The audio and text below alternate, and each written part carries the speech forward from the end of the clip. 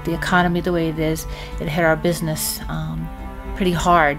So we weren't able to come the last few years, but this year we just really needed to come home. We needed Sandy Cove again to rejuvenate us, to help us to get. It's been a tough year, so we just thought it would be a great thing to be able to come back and to be here again, bring our children back. They love it here so much, and we wanted our youngest to experience it, have the good memories of Club. Well, he had Club Cove, but he never got into Crosswalk because he was too young last time he was here. So we prayed, and I wrote the letter.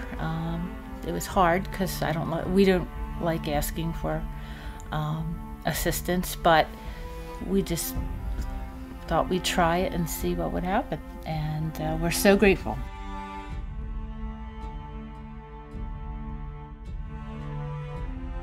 You know, as you're trying to raise your family, you try to influence them to follow after God and do what's right and have a purpose for God. And they don't always listen to you and your wife. But when you get around other Christians, their other peers and other teachers, sometimes their hearts and minds can be opened up to hear God in a fresh way.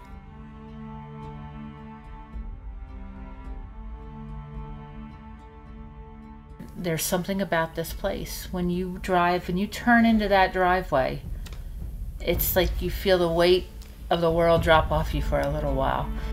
These kids, good kids, and I think coming to Sandy Cove over the past 20 some odd years has been a good part of that influence, keep them on the right path. And because of the scholarship, we could come here up from Florida, and it's quite a drive, and expense. And fuel was $1.82 last time we were here per gallon. Now it's $3.60 something, and having that partial scholarship made it possible for us to make the decision to come here this year, and we're thankful for that. And it's really you know, the highlight of our year, really, to be able to come up here. It did make it possible. I mean, we wouldn't be here without it. So we're very grateful. Very grateful.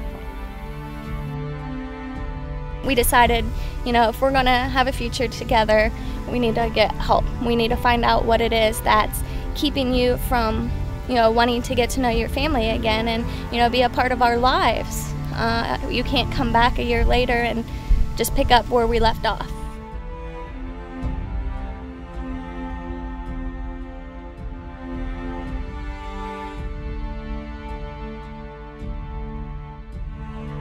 Before we even knew each other, I deployed to Iraq, was gone for 7 months and lost 48 of my buddies. 21 of them within a 3-day period, a month before we were supposed to come home. So when we both found out that I was going to deploy again, it was getting close to my time being done in the Marine Corps. I was supposed to be out in June. We found out in January I was leaving in May. So the anticipation, not knowing what's going to happen, with it being that rough of a deployment, the first time around, we didn't. He told me that he didn't even know. He was scared that he wasn't going to get to come home. We took a pretty big pay cut when he deployed, which left us, you know, struggling in every way, shape, and form while he was gone. So coming back, we didn't have the opportunity to, you know, get away or, you know, take time off work to, you know, just get to know each other again. So with him coming home and us not having the resources to help us reconnect, we found Sandy Cove. And, you know, I truly feel after a week here that Sandy Cove saved our marriage. It gave us a chance to get to know each other again, and, you know, I'm appreciative.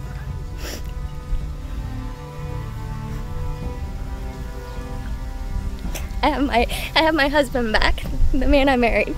He's happy, he's smiling, he's playing with our son, and, you know, we're sitting with a beautiful horizon in front of us, getting to share it together. So there's hope for us.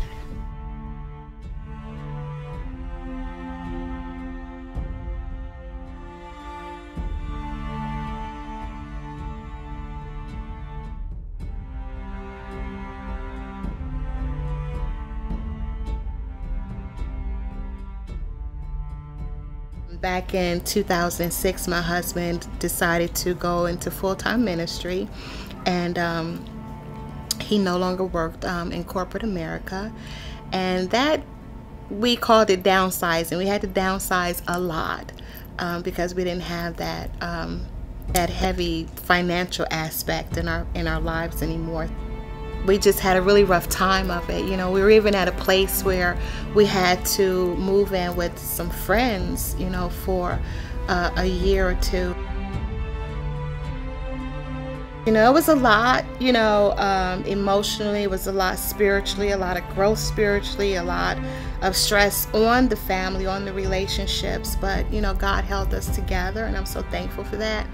But again, this year I really wanted to contribute to him being able to go to camp. And I kind of like said, you know, forget it. I'm not even going to inquire about the scholarship. And I just went on with, you know, life as I go on with life. But you know, thank God for email, because we got an email from Camp Sandy Cove saying that it wasn't too late to get a scholarship. And I'm like, God, is this you? So it was like well after June, you know, and I'm like, oh, could this be God? You know, because we're always praying. Let me tell you, not having money, you really, really learn to trust God in a deeper way. You really learn how to let go of your fleshly inhibitions and, you know, feeling ashamed, because God said that he would not cause you to be ashamed, you know. And I think that's what the Lord was really ministering to my heart, you know, about not being ashamed. But we trust God. When Lawrence came home that Friday night from his friend's house, I looked at him and I said, Lawrence, you're going to camp. He said, what? He was so excited. I mean, like, even though there's no video games or TV or air conditioning,